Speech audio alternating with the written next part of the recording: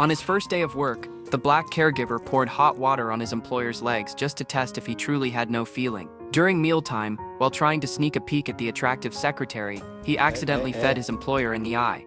He even gave his employer a ridiculous beard trim because he thought the original style looked bad. This, and this. Strangely enough, despite such disrespectful treatment, the employer not only kept him on but seemed to enjoy his company. He offered a salary several times higher than normal. And these two men, with completely different personalities, backgrounds, and skin colors, ultimately became lifelong friends. The employer was Philippe, a billionaire who became permanently paralyzed from the neck down after a paragliding accident that also claimed his wife's life. Needing a caregiver, Philippe offered generous compensation that filled the hall with applicants the next day. They arrived in suits and ties, all hoping for this life-changing position. Some had prestigious degrees, others numerous awards. Everyone was eager to showcase their qualifications. But one applicant stood out, a black man wearing ordinary sneakers and a hoodie who actually wanted to fail the interview. Bonjour. Je vais faire signer un papier.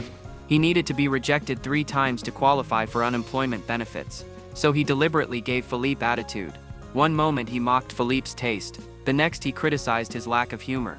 When Philippe asked about his qualifications, he even flirted with the secretary right in front of him, hoping to get shown the door quickly.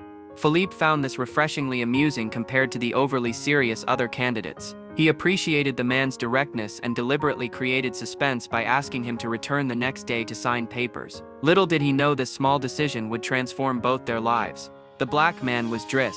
He had just completed a 6-month prison sentence for robbery and had nothing to do except hang around the streets. Returning to his cramped home in the projects, he found 8 younger siblings sharing a tiny apartment where even taking a shower was a struggle. His mother worked all day, leaving the oldest sister in charge. Worse yet, Driss discovered his oldest brother seemed to be involved with a local gang. That night, his exhausted mother finally returned home.